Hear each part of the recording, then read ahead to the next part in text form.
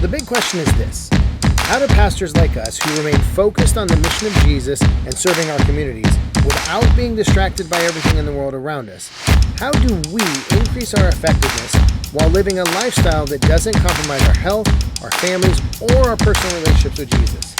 That's the question this podcast is going to answer. I'm Dr. Brandon Party Cooper, and welcome to the Ministry Hackers Podcast. Hey everybody, hope you're doing well today. I am having a pretty good day, enjoying the nice weather. As we mentioned the last episode, fall is definitely here. So I have a quick few minutes before I have a meeting with an entrepreneur who's just now getting a nonprofit off the ground, which is super exciting. And so I'm excited to have the conversation with him.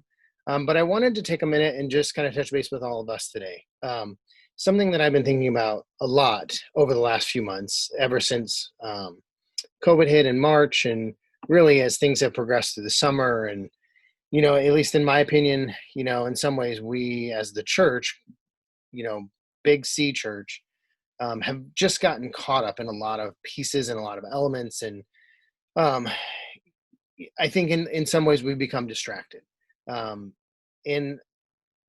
when COVID hit in March, and all of us had to shut our doors and figure out online and all of those things, my first thought in the midst of that first 4 or 5 day window, that first Sunday that everything shut down, I remember thinking, this is an amazing opportunity for the church. This is an opportunity for the church to really shine, to step up in a way that's not in a different way. So for those of you who remember 9/11 and the aftermath of 9/11, the church became a central hub of hope and promise, and a lot of people returned to churches and returned to services and returned to God and renewed their relationship with him. And 9/11 was a catalyst for a lot of church growth and just a renewal of faith across the country. And we've had other moments in history, in recent history, like that, but nothing like this. This is completely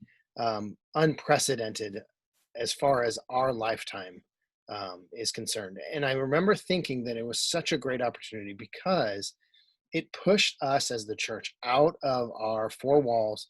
It pushed us out into the community. It pushed us into relationships and conversations that were not, they were possible before, but were not happening because we relied so much on what we knew and how we did it and the way church had been done. And even with all the innovations and changes we've seen over the last 15 years to what church looks like, there's still a strong piece that the church has become a lot more focused on the inside, and being better Christians and all those things, which none of that is wrong. It's all important. But I watched some churches where they were providing meals and they were reaching out for some recovery issues that happened. I watched other churches that started engaging their community in ways they never had. And for those of us doing online services, we started to see a lot more people tuning in than what we were used to. And even for those who had online services before, their online services grew beyond just migrating their live service attenders into the online format. And so there just became a lot more awareness and hunger for church and for God. And I think with the pandemic, everybody becomes a lot more aware of their mortality. And yet, as the summer has come and gone, and we're now entering into the fall, I feel that along the way, we have been forced in some ways to choose sides on various political issues, various topics, even within our own churches. Many of us are divided because of the external topics and issues that are playing into the conversation. And I guess what I wanted to encourage all of us today in remembering and thinking and understanding and even creating a framework as we move forward, the church, big C church, the Church of Jesus Christ, the church that is founded by him, that is empowered by him, that is grounded in faith in God the Father, that church is stronger more than ever. that church has no reason to shrink back. That church has no reason to be afraid. That church has no reason to second guess. That church simply needs to follow God wholeheartedly, with passion, with compassion, with a desire to bring his word to life. That's one of the biggest things that I think coming out of all of this is we've become very aware of how biblically illiterate we all are.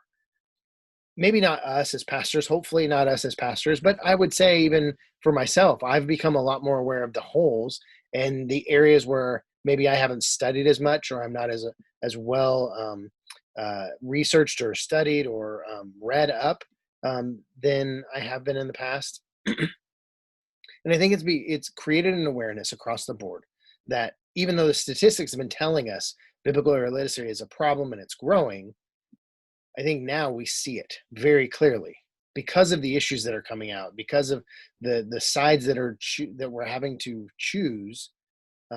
We're becoming aware of how unfamiliar with Scripture that we are.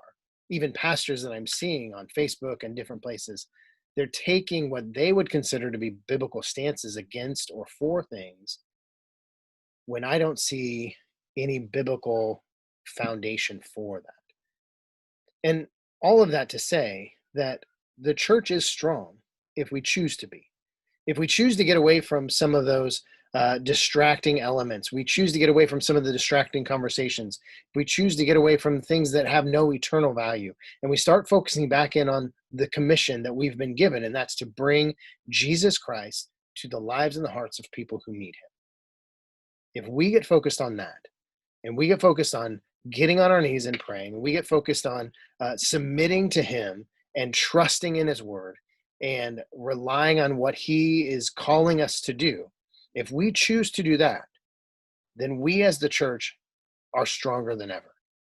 And so I just want to encourage all of you in whatever position you're in, whatever role you play right now in your ministry or your church, consider what you need to do and how you can help grow that church. Grow the church that is biblically founded, hungry after God, spending time in prayer, worshiping with our whole heart, and getting into his word so that it gets into us and we can give it to those who follow us. We've been entrusted with people's lives, and not just their lives, but their eternity. And so I just want to challenge us. Can we lead those that we've been entrusted to care for? Can we lead them into a deeper conversation and relationship with Jesus?